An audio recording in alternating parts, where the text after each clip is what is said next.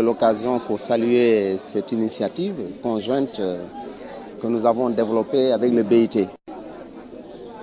Vous savez que dans le domaine de la maternité, le Sénégal a fait beaucoup de choses pour la femme enceinte.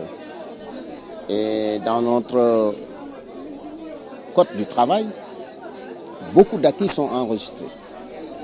Et ces acquis touchent des secteurs importants qui permettent à la femme travailleuse de pouvoir bénéficier d'un congé de maternité, de pouvoir bénéficier de congés s'il y a des complications, de pouvoir bénéficier d'autorisation d'absence. Et beaucoup de choses aussi sont proposées et constituent des consensus que nous avons construits avec les partenaires sociaux dans les conventions collectives mises en œuvre.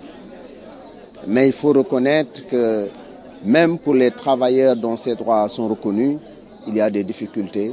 Je pense qu'on a eu droit à des témoignages qui ont montré ces difficultés et ces discriminations qui sont dues pas seulement au fait que ce sont des femmes en état de grossesse, mais qui sont simplement dues au fait qu'on peut penser qu'un jour qu'elles peuvent être enceintes.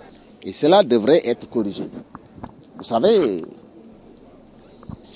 le Sénégal a prévu dans sa législation une protection de la femme en état de grossesse. Il est interdit de renvoyer des femmes en état de grossesse. Elles ne peuvent pas perdre leur emploi, sauf si elles refusent d'occuper un poste où le médecin a jugé que ce poste est compatible avec leur état. Mais il est aussi de notoriété connue par tout le monde que la situation actuelle peut refléter des difficultés dans des entreprises où les femmes en état de grossesse peuvent se trouver à des postes de travail difficiles. Et je pense que toutes ces questions sont des questions qu'on appelle les questions de santé et sécurité au travail.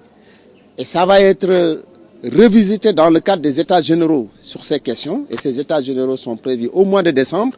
Mais depuis le mois de janvier, plusieurs rencontres préliminaires ont permis de déblayer le terrain. Je pense que nous sommes à la phase de l'élaboration du rapport définitif qui sera soumis à ces travaux.